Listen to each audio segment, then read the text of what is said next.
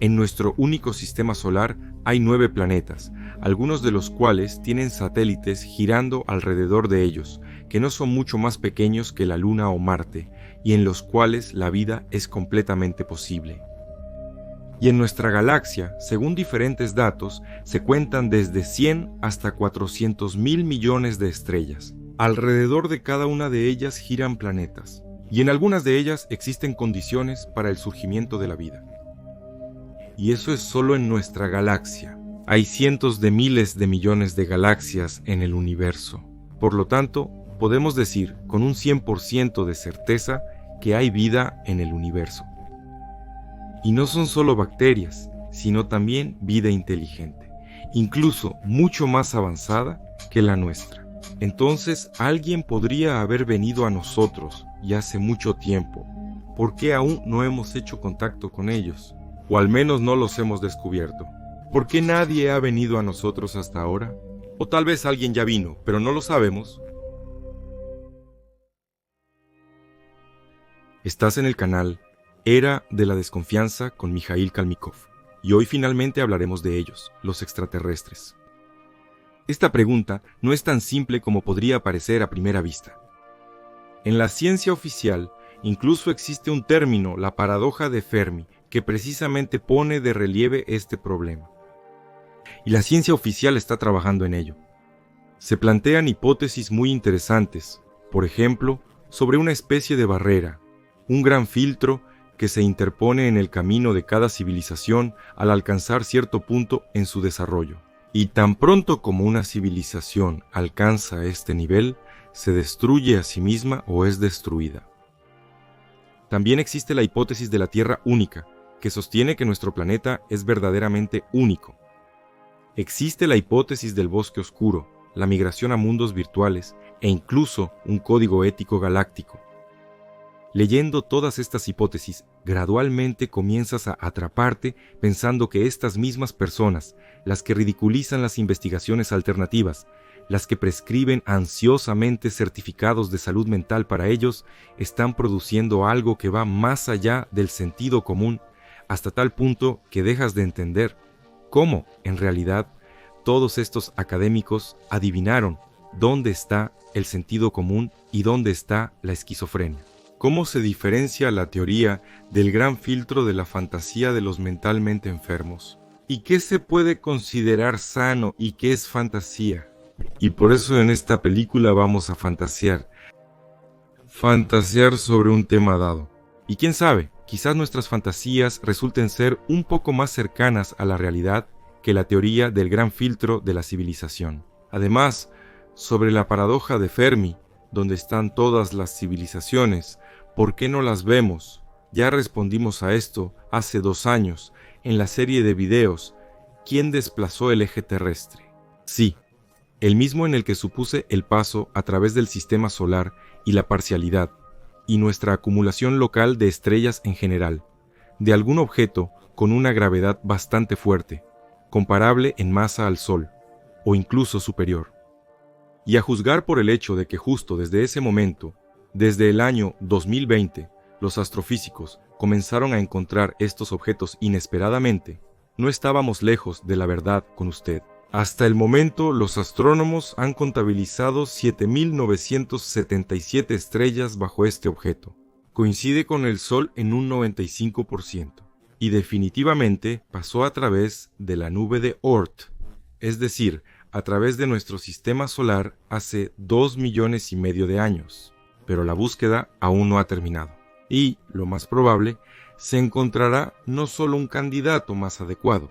Recordaré brevemente en qué consistía mi hipótesis. Algún tipo de estrella, o más probablemente un agujero negro, pasó muy cerca del sistema solar, prácticamente dentro de él, a través de nosotros, en el borde mismo del cinturón de Kuiper y la nube de Oort. Gracias a este paso, causó cambios trágicos en las órbitas de los planetas cercanos y lejanos y cometas. Algunos los devoró, algunos los llevó consigo, y algunos los detuvo y los dirigió hacia el Sol con un flujo infernal, arrasando todo a su paso. Y de nuevo, algunos planetas fueron devorados por Júpiter y Saturno, Algunos fueron destruidos y algunos fueron sometidos a un implacable bombardeo de meteoritos. Marte, Luna, Venus y Mercurio e incluso la Tierra. Pero la catástrofe no solo afectó a nuestro sistema solar, sino también a los más cercanos, los vecinos. Probablemente lo mismo ocurrió en Alpha Centauri y en el sistema binario de Sirio y en otros sistemas estelares cercanos a nosotros. Y precisamente por eso no escuchamos ni vemos ninguna señal de vida inteligente desde allí. Simplemente ha sido destruida por el mismo fenómeno o está en nuestra misma etapa de desarrollo. Y ahí está todo el misterio del paradoja de Fermi.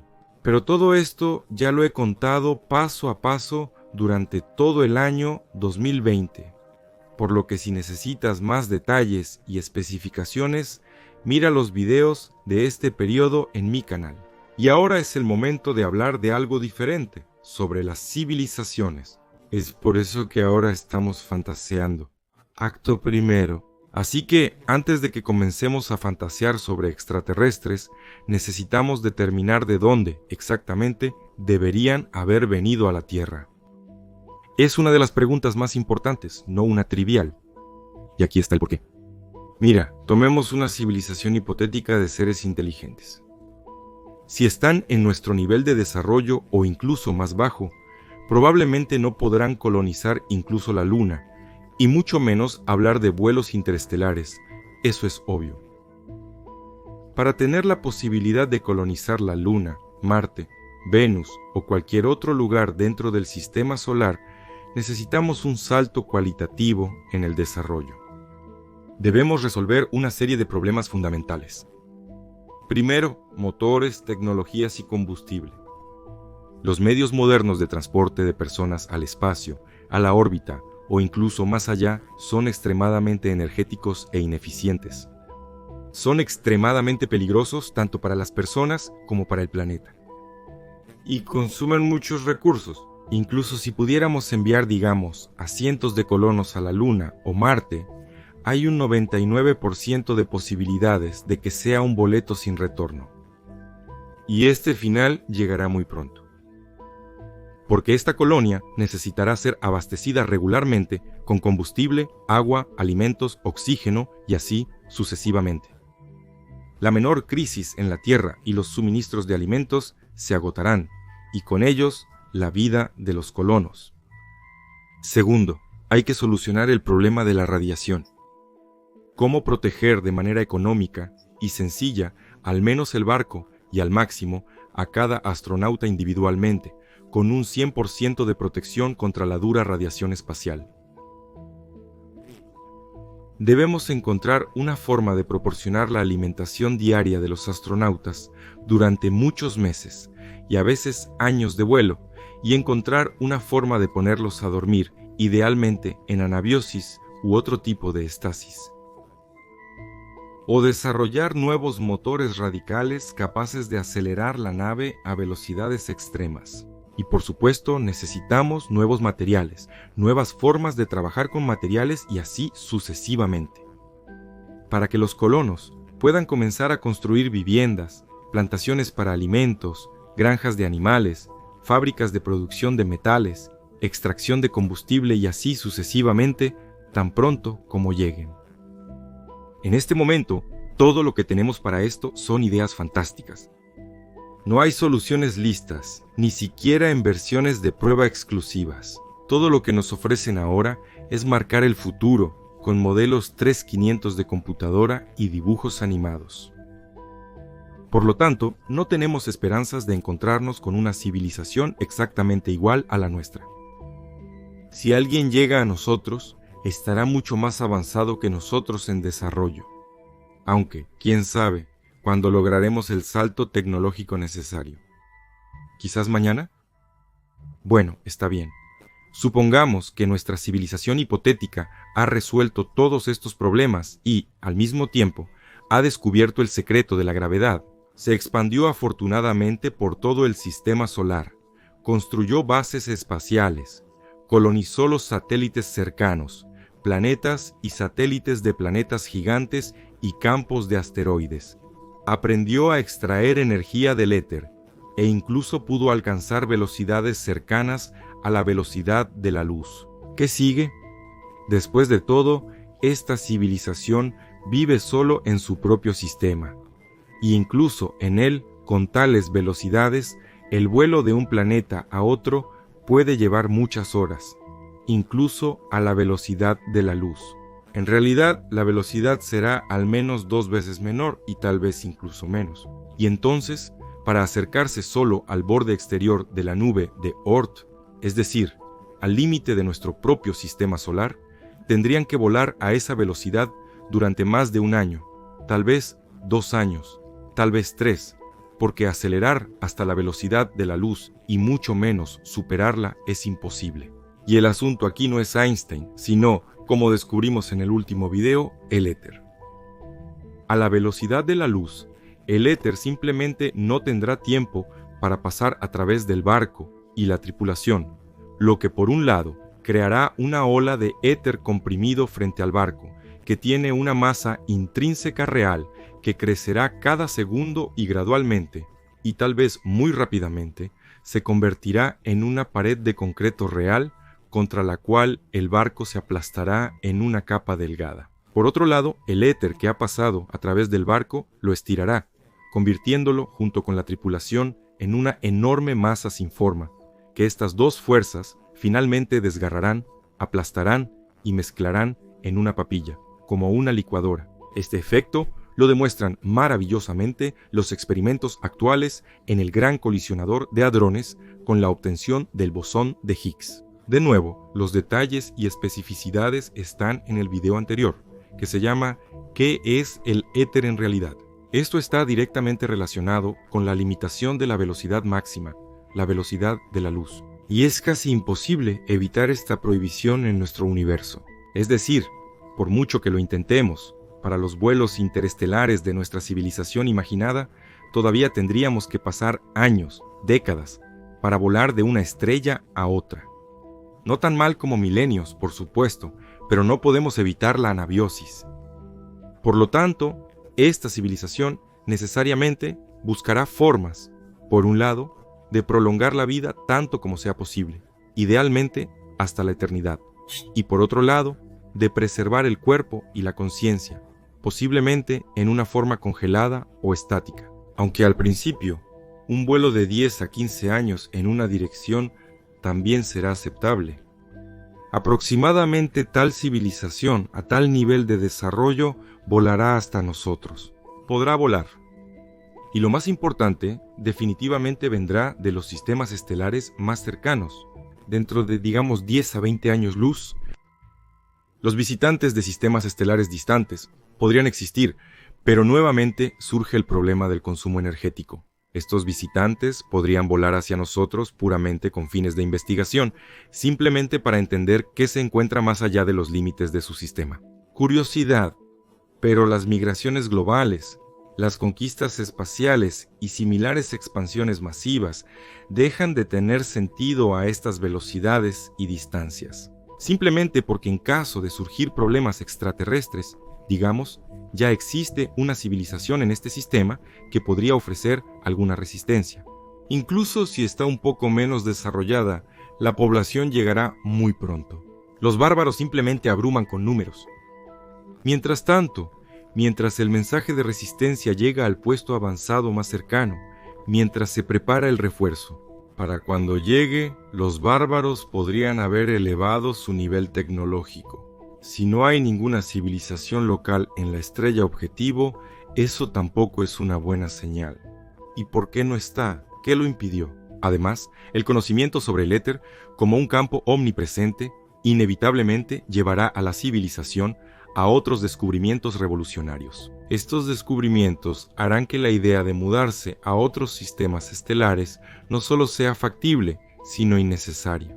Pero hablaremos de esto un poco más tarde. Así que hay una barrera, la barrera insuperable de la velocidad de la luz. Y eso significa que cualquier extraterrestre que quisiera y deseara conquistar nuestro planeta, con un 90% de probabilidad, sería de nuestro propio sistema solar. y también una pequeña, digamos, probabilidad del 10% de que vinieron a nosotros desde los sistemas estelares más cercanos. Es decir, son Alfa, Beta y Próxima Centauri, la estrella de Barnard, Luhmann 16.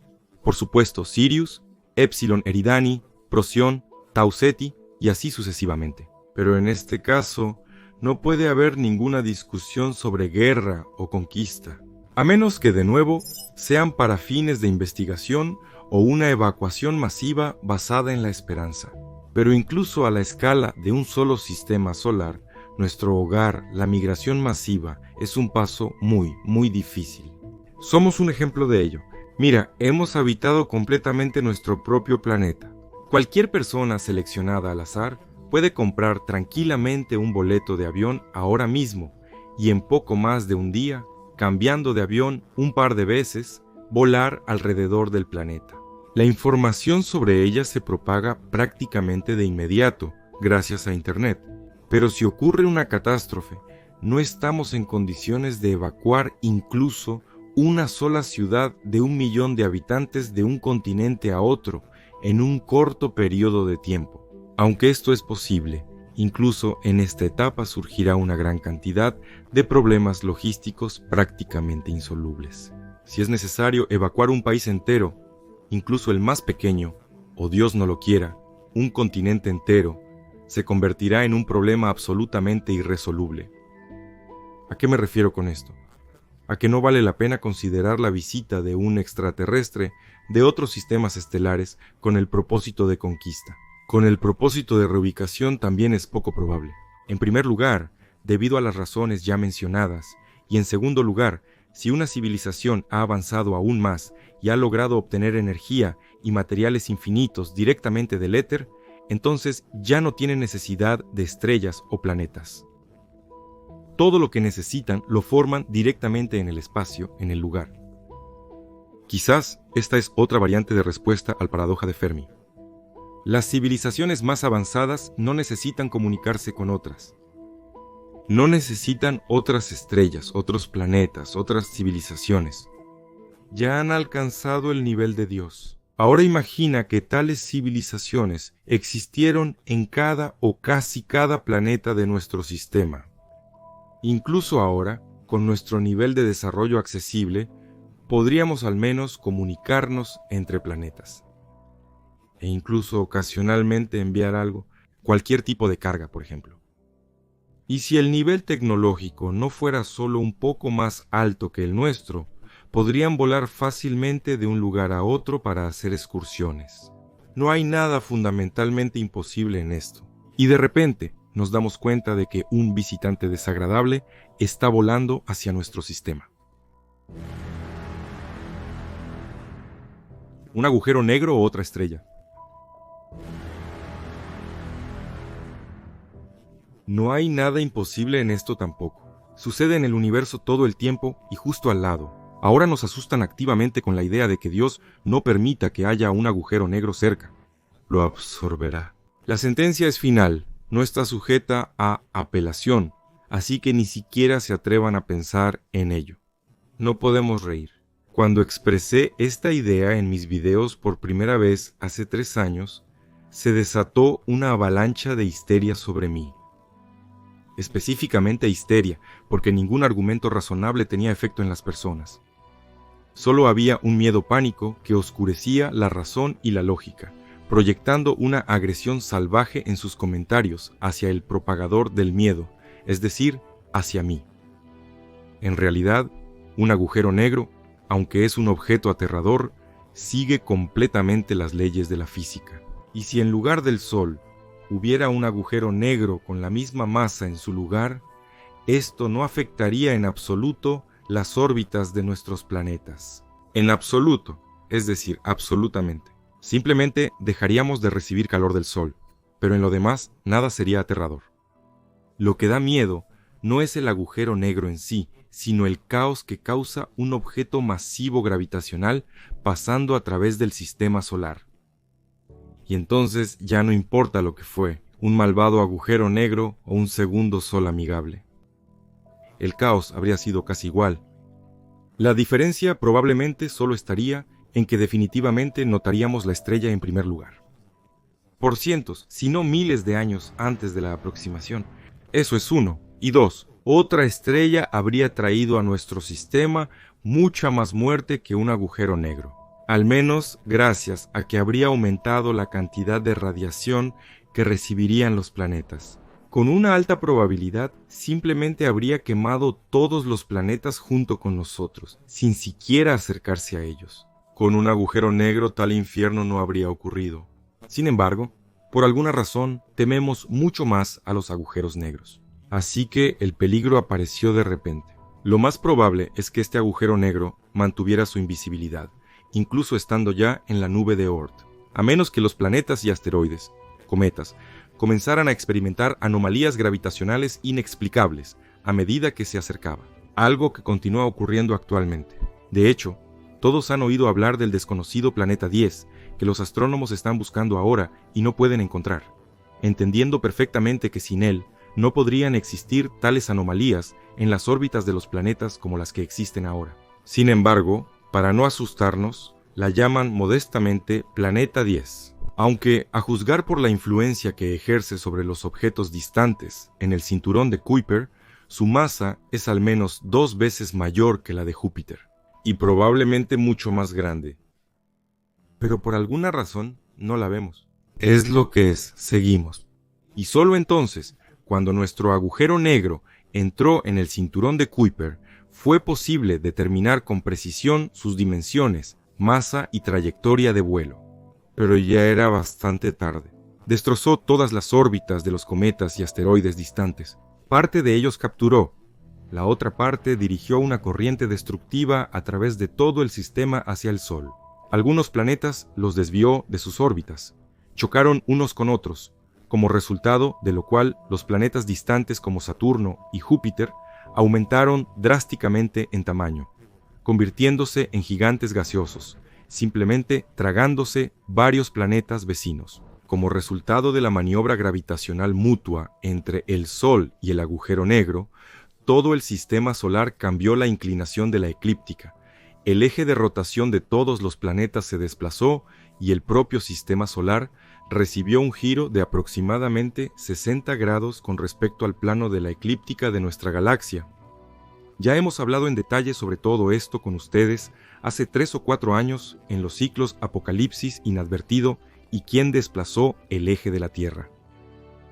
Pero ¿qué queda por hacer para las civilizaciones en tal caso? Lo primero que viene a la mente, por supuesto, es la evacuación. ¿Pero a dónde? Con un nivel técnico avanzado, por supuesto, se pueden fabricar naves espaciales, gracias a que hay tiempo de sobra, alrededor de 60 años. ¿Cuántas criaturas inteligentes tendrán que ser trasladadas? Y lo más importante, ¿a dónde? Si en cada planeta viviera, digamos, 1.000 millones de personas, entonces la población total en 10 o 20 planetas habitados sería de 20 a 40.000 millones. Y eso es solo para las personas, los seres racionales, todos ellos necesitan algo para alimentarse tanto durante el vuelo como después de ser rescatados en otro planeta. Y no por un mes ni medio año, sino por largas décadas o incluso siglos. Necesitan algo para respirar. Y eso significa que necesitan no solo una nave, ni siquiera una flota de naves, no una base, no cientos de bases, ni siquiera una armada. Necesitan un planeta entero, del tamaño de la Tierra, como una nave. Y posiblemente incluso no solo uno. Ahora, en esta situación, solo hay una salida razonable. No informar a los residentes y evacuar en secreto solo a los representantes más valiosos de la raza. Sí, es duro, pero no hay otras opciones. Si no, habrá pánico causando más problemas. Pero de nuevo, nuestra situación imaginada trae sus correcciones. No será posible informar a los residentes. La catástrofe puede ser inevitable, pero no se puede ocultar. Se extenderá en el tiempo durante varias décadas. La destrucción gradual de los planetas vecinos durante este tiempo será notada incluso por los más pobres y sin hogar. Y entonces, al ver a los líderes que se salvan, simplemente los desgarrarán en pedazos. Y luego elegirán a nuevos, quienes también querrán salvarse. También serán desgarrados. Y de nuevo elegirán a nuevos. Y así sucesivamente. Para cuando la avalancha de asteroides alcance el planeta, ya no habrá vida en él. Entonces, ¿el caos y el pánico son inevitables? No necesariamente. Son inevitables solo en nuestra sociedad, con nuestra mentalidad y nuestra visión del mundo, donde cada uno de nosotros se considera el único organismo vivo en todo el universo. Donde, por beneficio, somos totalmente capaces de matar a nuestros propios hermanos. En esa ideología que nos está siendo impuesta ahora, desde las pantallas de televisión, desde Internet y en general en cada paso. Pero eso no significa que no se pueda de otra manera. Existen otras, ya en gran medida olvidadas ideologías, comenzando con el comunismo y terminando con la sociedad de castas. Ideologías que parecen ser completamente diferentes. Una se asocia con nosotros, ya sea con algún sueño irreal o con represiones, dependiendo de quién, y la otra se percibe como un lenguaje soñoliento, donde aparte de palos y lanzas no había nada, ningún progreso técnico. Por cierto, también intentan mezclar el comunismo con la ausencia de progreso, aunque esto no es del todo cierto. Entonces, ¿qué tienen en común? El hecho de que en ambos casos, el dinero y el egoísmo pasan a un segundo plano. Lo fundamental es entender a la sociedad como un solo organismo, en el que una persona no solo está obligada y dispuesta a sacrificarse por el bien común, sino que también lo hace con alegría. Y esto no es algo fuera de lo común. Tales manifestaciones espontáneas de unidad con la sociedad se mantienen incluso en el mundo capitalista, y entre las confesiones religiosas son un fenómeno normal. Más detalles en el video La raíz del mal. Así que, si una civilización ya ha llegado al punto de entender y aceptar su especie como un solo organismo, entonces no tendrá el problema de pánico y salvación de su piel, ignorando a los demás. Y entonces la salvación de nuestra catástrofe debe consistir en 4 etapas. Lo primero que, en mi opinión, estas civilizaciones deberían haber hecho es dispersar a un pequeño grupo de sus representantes en cada planeta del sistema solar y proporcionarles la máxima protección. Es decir, en otras palabras, cada planeta del sistema solar debería haberse convertido en un refugio, un enclave, donde se reunirían representantes de todas las civilizaciones. Dado que es desconocido cuántos planetas sobrevivirán y en qué estado estarán después de esto. Pero en cualquier escenario, excepto la destrucción total del sistema, al menos en un planeta, en este caso, todas las especies inteligentes se conservarán. La segunda etapa es el lanzamiento de naves espaciales con una composición multicivilizacional similar, que se embarcarán en un largo viaje a los sistemas estelares más cercanos. Éxito. La tercera etapa es la creación de una amplia red de ciudades subterráneas almacenes para la mayoría de la población. Por supuesto, esto no nos salvará de ser devorados por un agujero negro o de caer al sol, y ni siquiera nos salvará de un impacto inesperado de un enorme asteroide. Pero si tal impacto ocurre a una distancia de 1000 o más kilómetros de la ciudad subterránea, las posibilidades de supervivencia son muy altas. Es decir, estas ciudades deben construirse a gran profundidad, digamos 1 kilómetro o más, en todo el territorio del planeta, en cada planeta. La cuarta etapa es la construcción de bases estelares, almacenes de conocimiento de la civilización, en los que los conocimientos, las entidades inteligentes y las tecnologías estarán conservados durante siglos, que serán necesarios para que el sistema solar vuelva a equilibrarse. Y parece ser la solución más obvia. Pero entonces, ya habríamos descubierto estas bases, ¿verdad? De una manera y de otra. El asunto es que existe la planitud de la eclíptica del sistema solar. A lo largo de esta planitud, todos los planetas giran más o menos, pero no solo ellos. Y el cinturón de asteroides también, y el cinturón de Kuiper. Y esto significa que la corriente de asteroides, causada por el agujero negro que desvía a todos los planetas en su camino, también desviará las bases construidas. La única opción, en mi opinión, para salvarlos por cientos de años en el futuro es sacarlos del camino del flujo. Y esto significa que la órbita de estas bases alrededor del Sol será definitivamente polar. En este caso, por un lado, estas bases pasarán a través de una zona potencialmente peligrosa solo 2 veces por rotación.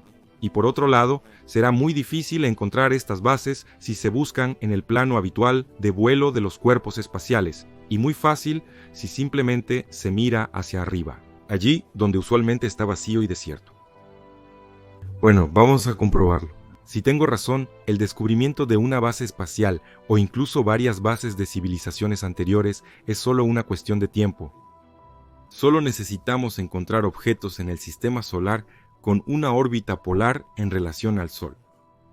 No puede haber muchos de estos objetos, por lo que esto reduce instantáneamente el campo de búsqueda de millones de objetos a cientos.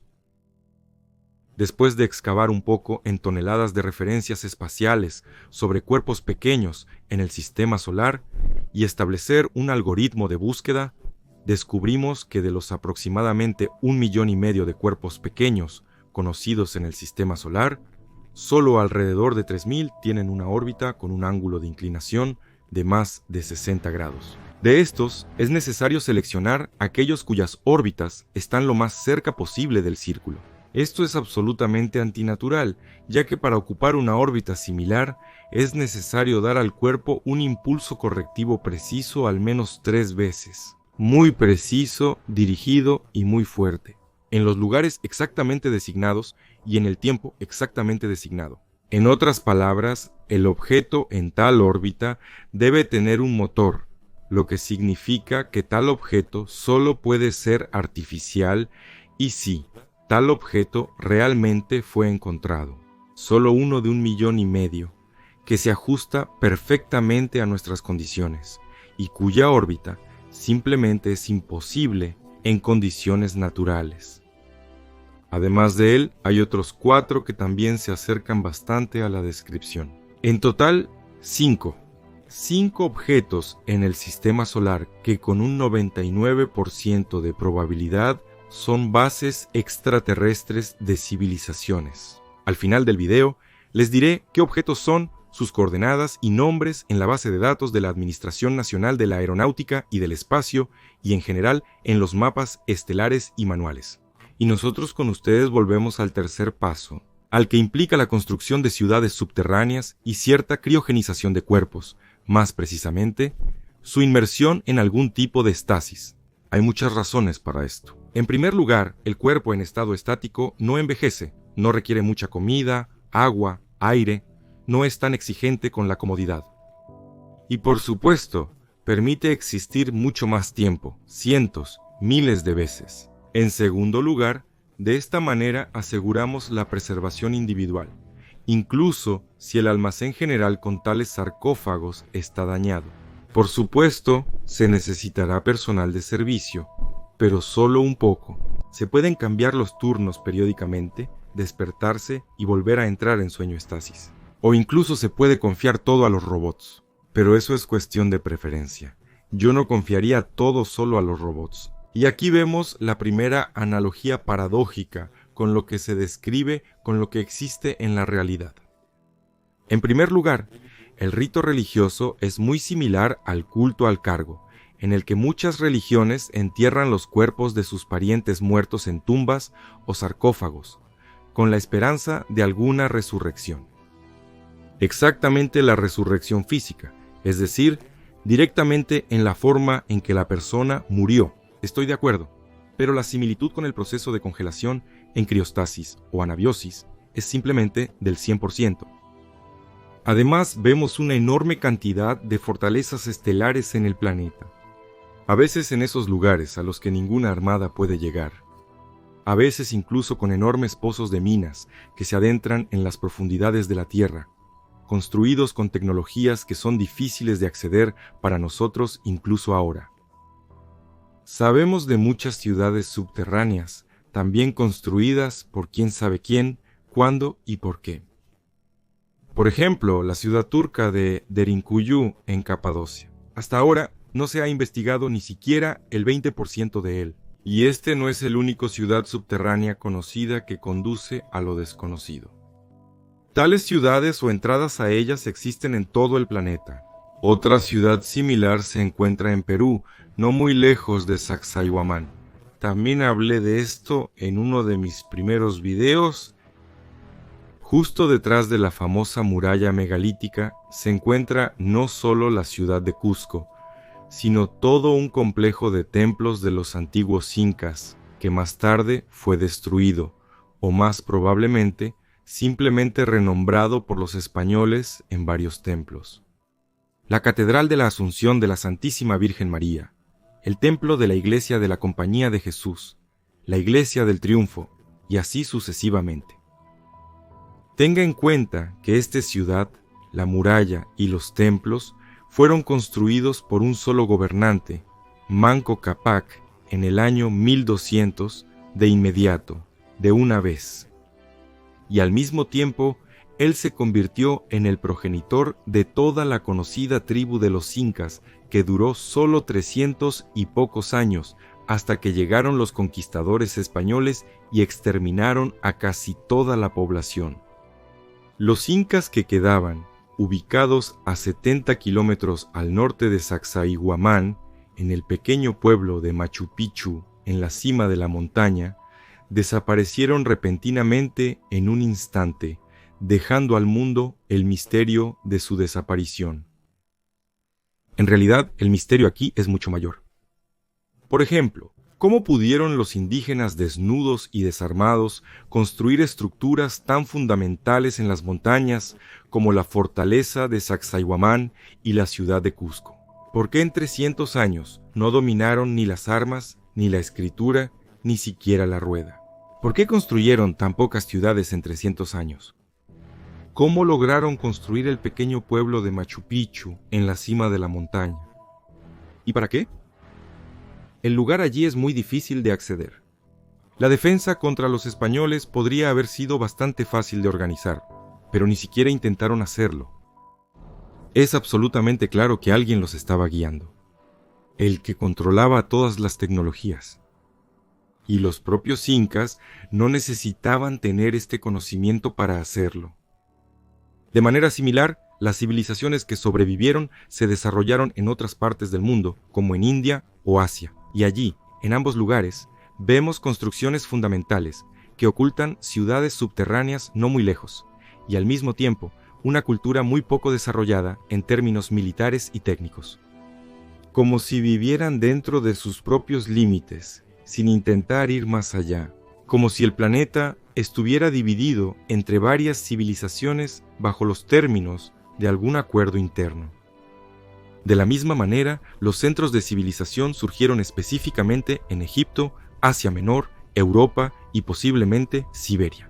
Probablemente en Australia, Norteamérica y Sudamérica. En cada cantón había sus propios dioses, no se parecían a los dioses de otras regiones. Y este es otro, indudablemente, signo artificial, pero aún así, un signo que habla a favor de alguna forma de vida planetaria para las civilizaciones sobrevivientes. En otras palabras, incluso en estos ejemplos, observamos lo siguiente. De las 4 etapas de preparación de la civilización para el desastre, podemos observar claramente la tercera etapa. Las ciudades subterráneas y varias estructuras megalíticas son claramente de carácter defensivo, destinadas a proteger contra un peligro desconocido. Observamos también la primera etapa. Esto es una mención de diferentes dioses en diferentes partes del mundo. Encaja bastante bien con los representantes de diferentes civilizaciones. Nunca podemos observar la segunda etapa, es decir, el envío de cohetes a otras estrellas. Aunque es probable que tarde o temprano captemos sus señales. Pero es poco probable que entendamos lo que es, ya que lo más probable es que las señales sean enviadas por un autómata, que fácilmente podríamos confundir con una estrella pulsante. Quedaba la cuarta etapa de la base de almacenamiento en el espacio cercano, en el sistema solar. Y como resultó, realmente existen allí. Entonces, al final del video, prometí mostrarte dónde se encuentran las bases espaciales con tecnologías de civilizaciones exitosas. ¿Recuerdas que supuse las condiciones en las que deberían estar ubicados? Y como resultado de las búsquedas con los parámetros establecidos, en la base de datos de los cuerpos pequeños del Sistema Solar de casi 1,5 millones de asteroides, cometas, planetas y otros cuerpos, se encontraron aquellos que se ajustan a la descripción. Solo son 5, pero un objeto se ajusta simplemente perfectamente. Su ángulo de inclinación respecto al plano de la eclíptica del Sistema Solar es de 92 grados, lo que solo se desvía 2 grados del ideal. La excentricidad de su órbita es casi un círculo perfecto. Su año, es decir, su rotación completa alrededor del Sol, es un poco más de 3 años. Su órbita está ubicada entre Marte y Júpiter y pasa por el cinturón de asteroides en un lado, lo que permite considerarlo audazmente como una simple piedra espacial. Sin embargo, este objeto pasa por el cinturón muy rápidamente y solo una vez cada año y medio. Cualquier aparato espacial nuestro, desde los Voyager hasta Cassini y todos los demás, han pasado por este cinturón muchas veces más, cientos de veces, y todos ellos lo han atravesado con éxito. Este pequeño pedazo de roca solo aparece en el cinturón una vez cada año y medio, y solo por un par de días. Es extremadamente sospechoso que, al pasar por este cinturón y también cerca de la zona de influencia de Júpiter, este objeto no cambió su órbita circular, lo que nuevamente puede sugerir la posible presencia de algún tipo de compensadores, motores. Y la misma órbita circular para un asteroide y más aún polar es prácticamente imposible. Pero es ideal para una base a largo plazo, que debe evitar al máximo el flujo destructivo de asteroides desde el cinturón de Kuiper hasta el Sol. ¿Pero cómo? ¿Por qué creo que una órbita circular es imposible? La Tierra gira alrededor del Sol, casi en un círculo. Los otros planetas también, la Luna gira alrededor de la Tierra también en un círculo. Los satélites de Galileo alrededor de Júpiter también en un círculo, y así sucesivamente. ¿Qué estás diciendo?, preguntarás. Y aquí está el porqué. El hecho es que solo existen 3 variantes para formar órbitas circulares. La primera variante es la formación a partir del disco protoplanetario durante la creación del Sistema Solar. Así es como se formó la Tierra, los otros planetas del Sistema Solar, los satélites galileanos de Júpiter y los primeros 3 o 4 satélites de Saturno, y así sucesivamente. Aunque con los satélites de Júpiter y Saturno no todo es tan simple, pero en este caso, las órbitas de todos los cuerpos celestes estarán más o menos en el plano de la eclíptica del Sistema Solar. Entonces, esto no nos sirve. Tenemos una órbita polar. La segunda opción para formar órbitas circulares es a través de colisiones parciales en órbita, una especie de competencia por el espacio en órbita. Así es como apareció la Luna, por ejemplo, o el cinturón de asteroides. Pero, en primer lugar, también se encuentran en la eclíptica y en segundo lugar, tenían y tienen muchos competidores, que a veces incluso vemos volando cerca de la Luna hasta ahora. Y en tercer lugar, están prácticamente entre 2 cuerpos masivos gravitacionales que parecen comprimir, aplastar la órbita entre ellos. En el caso de la Luna, son el Sol y la Tierra. En el caso del cinturón de asteroides, son el Sol y Júpiter. Y aún así, tales órbitas estarán más o menos en el plano de la eclíptica del Sistema Solar. De nuevo, no nos conviene. Tenemos una órbita polar. No hay una sola piedra competidora por miles de millones de kilómetros a la redonda. Y solo un objeto masivo gravitacional, el Sol. Y la tercera opción para la formación de órbitas circulares es en realidad mediante la maniobra de los motores. Solo así puedes terminar en una órbita polar circular alrededor del Sol, donde no hay competidores en la planitud de la órbita polar. Nadie, absolutamente nadie. Ni una sola piedra. 1,5 millones de asteroides están en un plano perpendicular y no molestan nuestro objeto de ninguna manera. Ni ellos, ni Marte con Júpiter, ni siquiera el Sol, nadie. Y aún así tiene una órbita circular. ¿Cómo apareció? ¿Solo con la ayuda de motores, sin variantes? El nombre de este objeto en los manuales astronómicos es 2010. Búscalo en Google.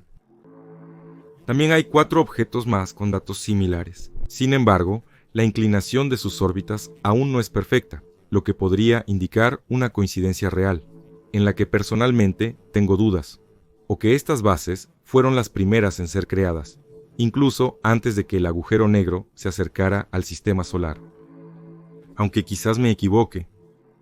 Pero sus nombres en el catálogo son los siguientes: 2016 LU90, 2016 LR90,